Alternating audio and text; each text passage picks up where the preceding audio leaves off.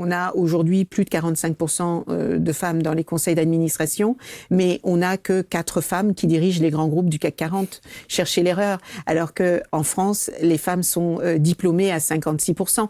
Et qu'on arrête de me dire que c'est parce que nous n'avons pas d'ambition, pas d'envie ou pas de motivation. C'est pas vrai. Nous avons envie, mais le système fait que nous partons sur la ligne de départ avec nos collègues masculins en ayant des boulets attachés aux pieds, parce que les biais, les préjugés, les stéréotypes font que nous gagnons encore 20% de moins que nos collègues masculins quand nous faisons les mêmes emplois.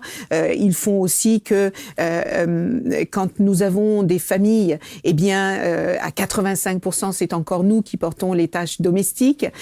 Quand tu as ton petit dernier qui est malade, souvent c'est toi qu'on appelle spontanément. On va pas penser à appeler son papa. Quand tu as un parent malade et que c'est un parent vieillissant et qu'il a besoin d'aide, c'est encore nous qu'on va appeler. Donc nos carrières sont très hachées et donc on ne part pas avec les mêmes chances. Tu parlais tout à l'heure d'égalité des chances.